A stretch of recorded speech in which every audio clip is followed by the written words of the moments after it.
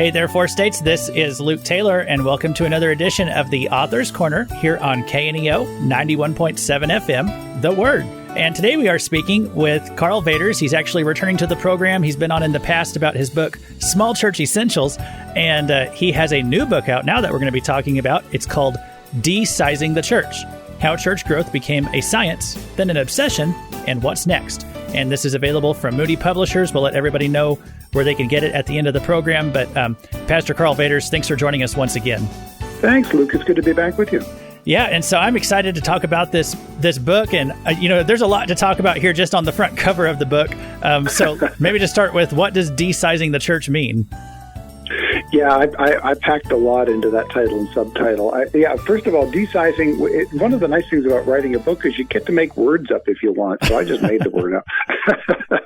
Because I needed a simple way to say a fairly important and complex concept. So first of all, de-sizing is not downsizing. It's not about the church has to get smaller.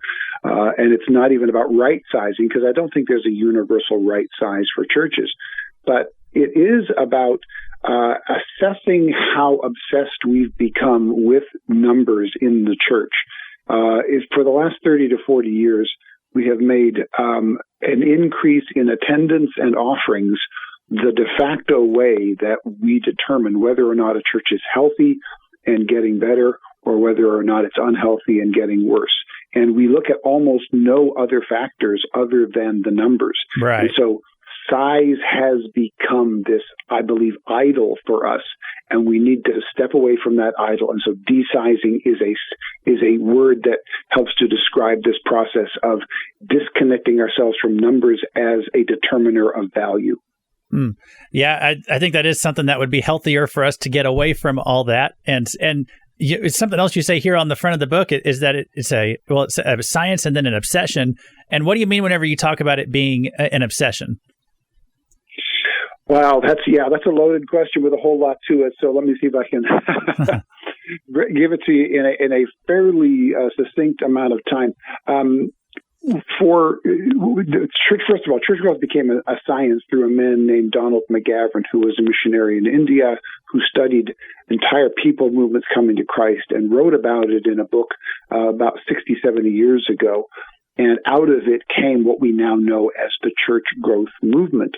But when he introduced his ideas to an American audience, he was introducing it into an audience of pastors and people in a culture here in America where size is really a big deal for us. Before the church came to America, before people came to America and brought the church with them, bigger churches weren't that big a deal. Yeah, we can go to Europe and see a bunch of grand cathedrals, but most of the churches there were smaller, and in fact, people weren't really worried about them becoming big, because back in Europe, when you had a state-sponsored church, you actually received the tithes for the church through the tax base.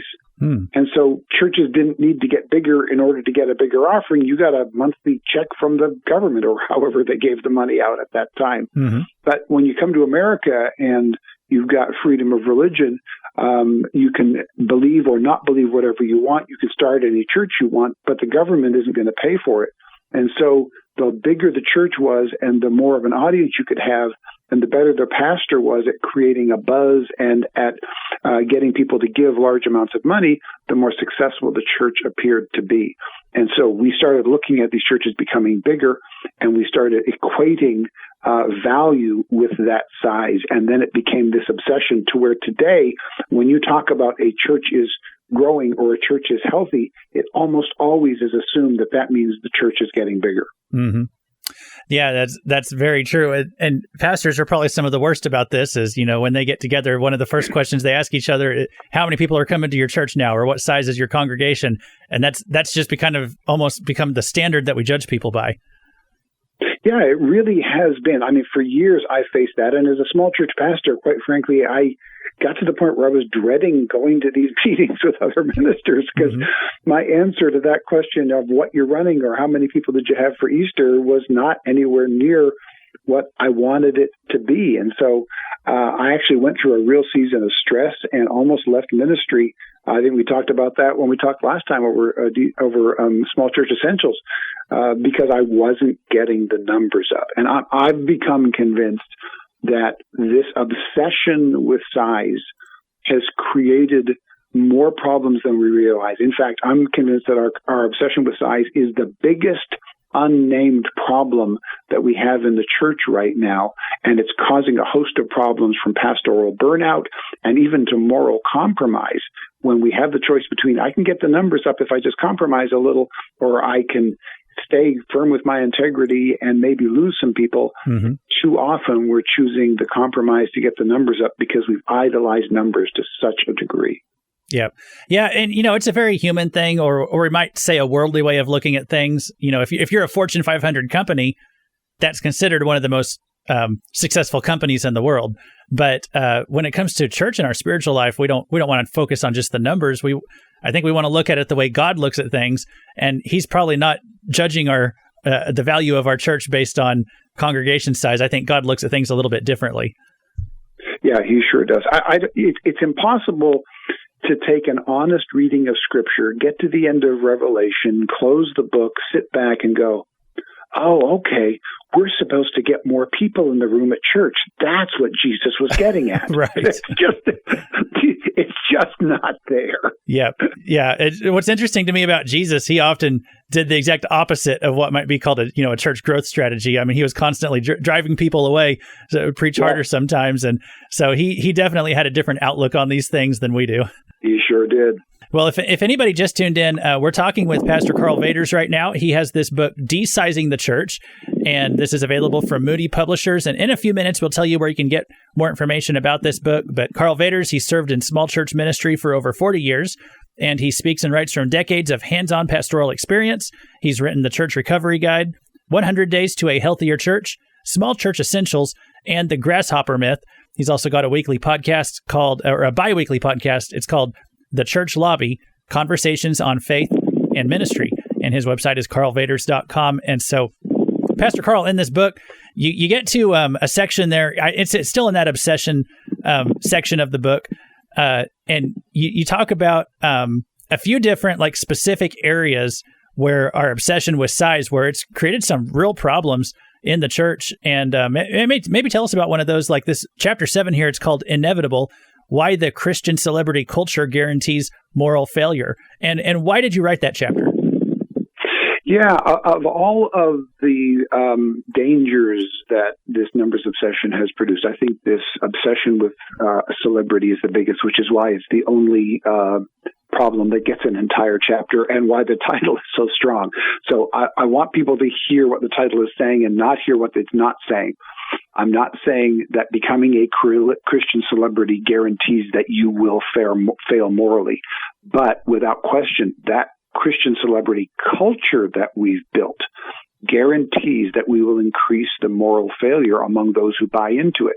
And it's for the simple reason, if you've got a spotlight and a high platform, you will attract people who want to be in a spotlight on a high platform. And the people who are chasing that are going to be higher on the narcissism scale. They're going to be egotists. They're going to want the attention on them. And the higher we make the platform and the brighter we make the spotlight, the more we are going to attract unhealthy people to that. So this whole idea that some famous person becomes a Christian, for instance, and then we immediately jump on it. Right now, I'm going to tell you, I'm concerned for Russell Brand, because he has recently come out and stated that he got baptized. He's talking about how he has given his life to Christ. I am thrilled for that, just as I'm thrilled when anybody who's not famous comes to Christ. Mm-hmm. But I'm really concerned. My guess is he's had hundreds, if not thousands, of requests to appear and to come speak at conferences and so on. And he's at best a baby Christian. And the Bible is really clear. Right. Do not put a novice into a place of leadership. So I pray he's got good people in his life who will help him to understand that and to mature in his faith. So we got that one side where we take famous people who become Christians and immediately put them on a stage and cause all kinds of problems, or we create the fame within the Christian celebrity culture itself, and that becomes a danger of an entirely different type.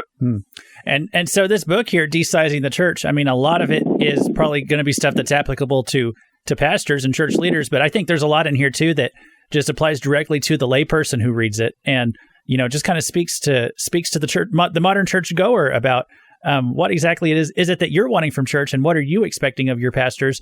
And so I think that just anybody who's a church going Christian is going to get a lot out of reading this book.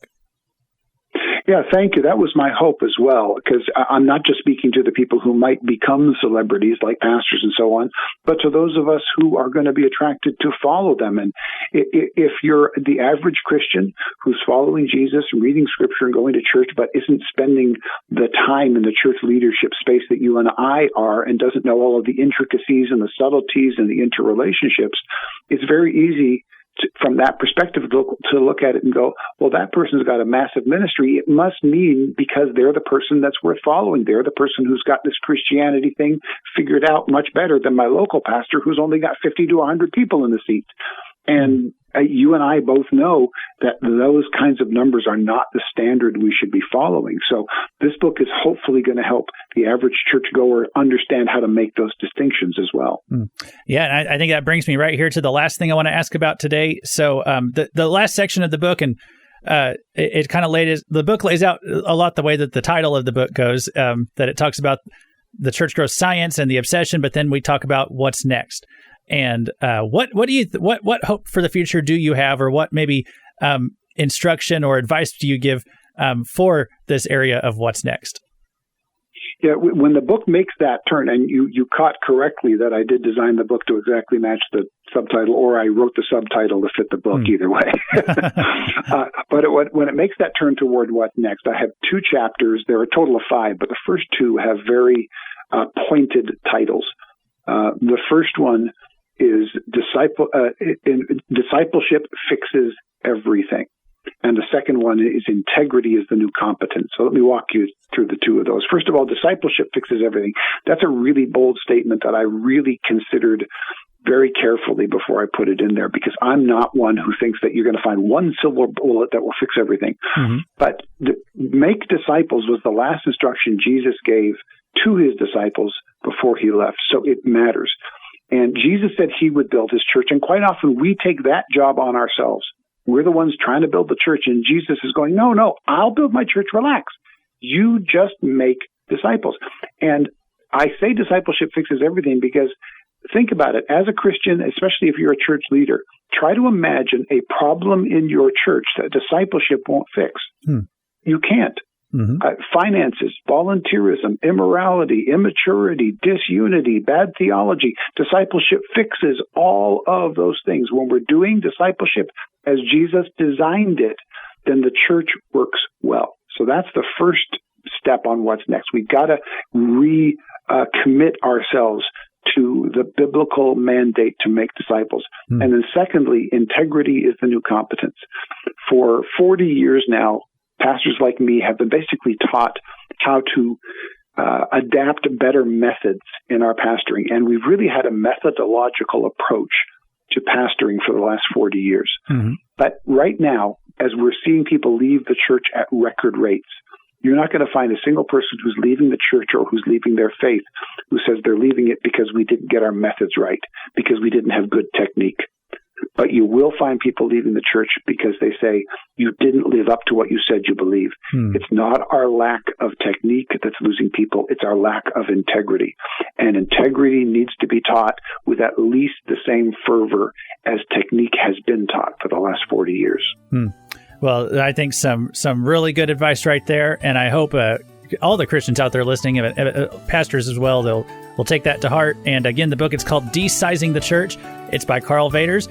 How church growth became a science, then an obsession, and what's next. And so some good guidelines there for, I think, what's coming next. And Karl Vaters, if people want to find out more about this book, where would you send them? The easiest thing is to go to karlvaters.com. If you know how to spell my name right, you can find me anywhere. My social media is all just my name as well. All right. Yeah, the Vaters, Vaters. It's like taters, but with a V, if people want to find it there. And they can find out all about this book, and I hope they will. So, hey, Pastor Karl, I really enjoyed talking to you today, and thanks for being with us on the Author's Corner. Thanks, Luke.